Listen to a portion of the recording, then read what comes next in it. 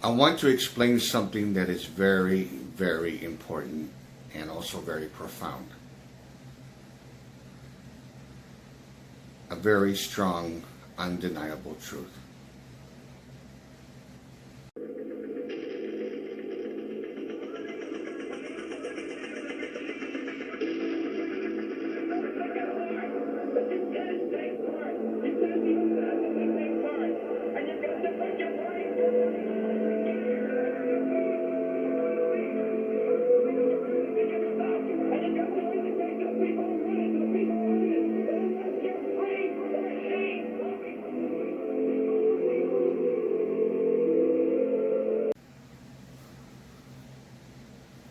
Hello, everyone. Once again, this is Dare to Speak. I wanted to say this without any hesitation whatsoever, without any kind of hesitation. And I don't really give a shit what people think. I might get a lot of heat for this, maybe, I don't know. Maybe not. But when I was researching, just out of the blue, I just thought about it. I wanted to know an update on the latest news on Kyle Rittenhouse. And the charges, if I remember correctly, about him possessing a straw purchase firearm, the AR-15 rifle, from his friend Dominic Black, knowing that he was 17 and he did it anyway. The judge, I believe, refused to drop the charges on that. So that's what I think happened, if I remember correctly. So I don't know if it changed or if it's not true. I honestly don't know. But for sure, I honestly don't know. But I believe that's one thing that I know that happened. And I honestly think that even if that's true, let's just say it is true, then it makes perfect sense. At 17, he had no business having a rifle in which he had his friend buy with Kyle's money. Of course, Kyle used his own money for it. But since he was not 18, his friend Dominic Black, got it from him with Kyle's money. But the thing that I want to talk about, which is very, very important, is this. When I've been hearing a lot of criticisms on my YouTube channel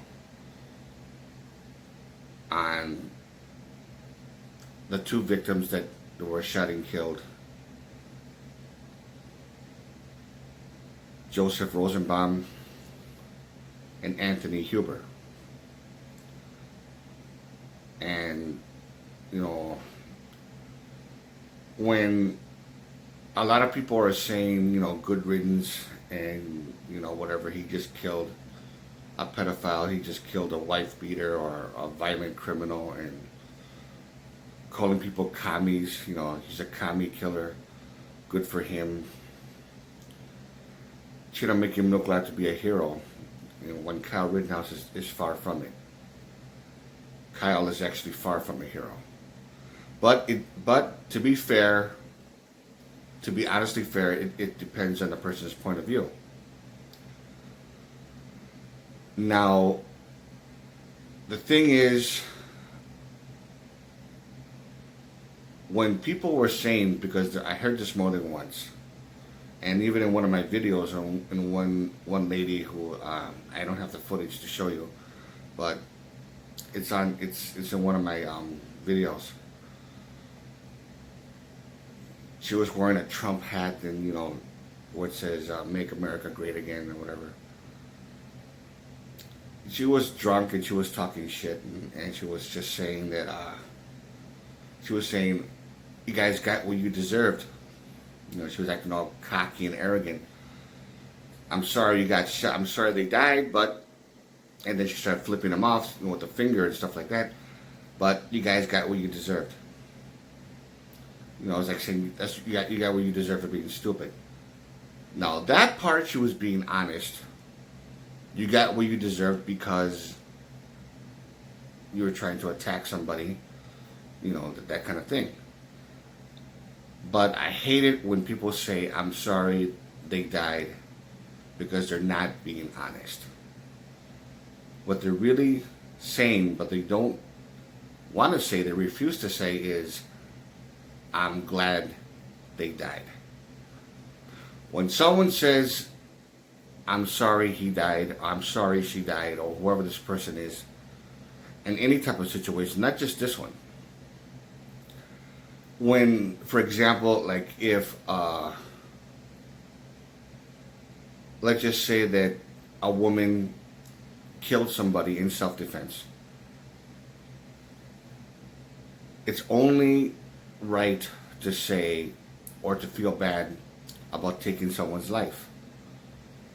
But someone will say, "Fuck that, that motherfucker tried to rape you, or that motherfucker tried to rob you, or this and that.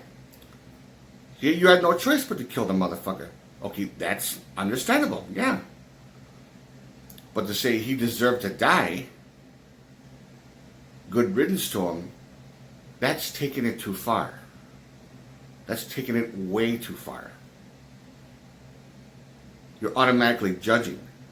Now, to say that he deserved to die is too cruel, but by saying he had to die because he was so much of a liability of harming me or harming somebody that, let's just say you weren't by yourself. Let's say some guy was with his wife.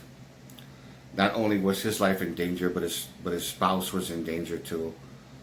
And what if I got killed and this guy decides to rape my wife and then kill her? All these things are just going into that person's head. I had to kill him. He's too much of a liability.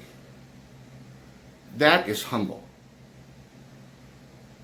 But to talk shit saying, "Yeah, this motherfucker's not gonna rape anybody anymore," he said, "I killed that worthless piece of shit," and just kept on doing more and more insults.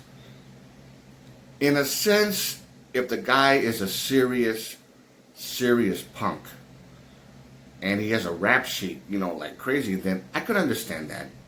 In a sense, to some moderate degree, I could understand. But at the same time, if you get so used to it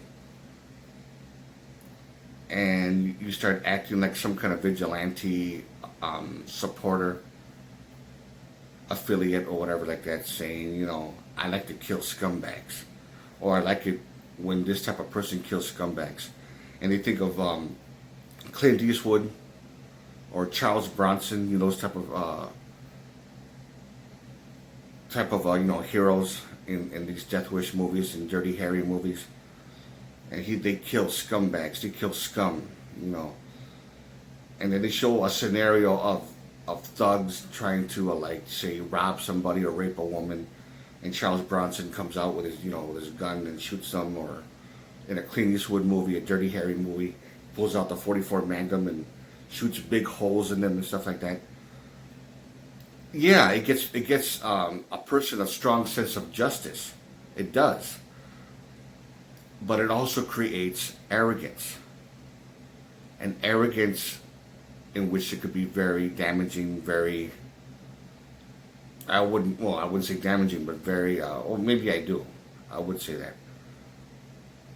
But that's the thing. To me, I think it corrupts the mind. It does corrupt the mind. I could understand when someone says he had to die because he was a liability. But don't ever feel good about taking someone's life. I mean, I never took someone's life, but I know if I ever did, I wouldn't feel happy about it.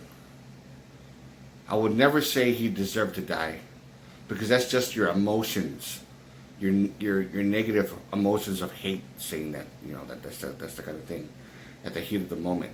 But deep down inside, you really don't mean it. But if you do deep down inside really actually mean it, then there's something wrong with you. You're actually evil for saying that.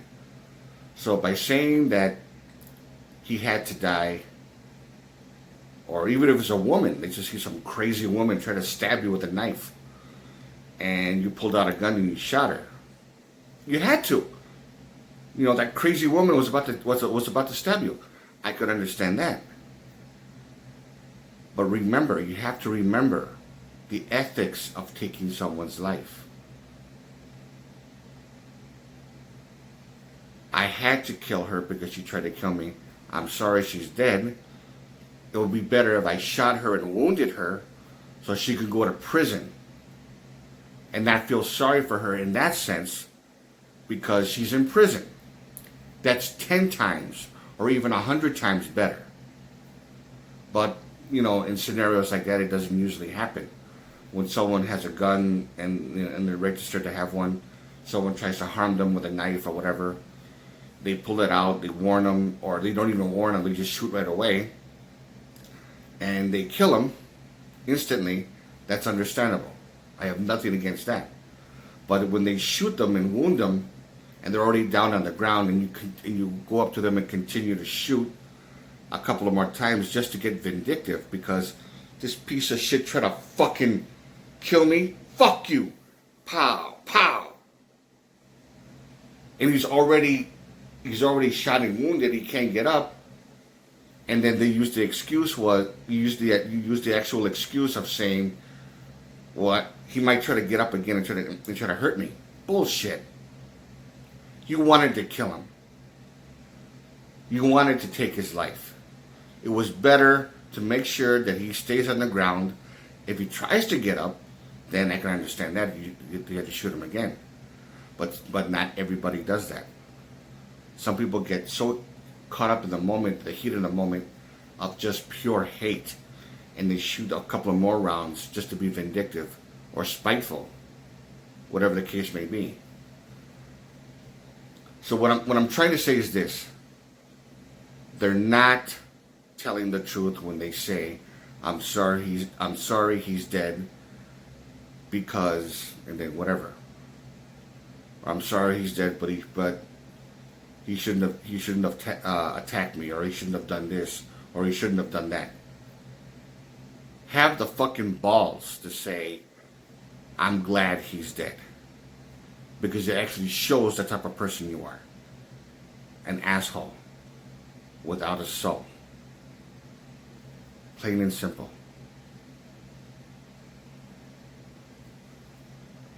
But it's up to you. You know, if you like this video, give it a thumbs up. Questions or comments, you know what to do. And this is Dare to Speak. And to all of you, take care.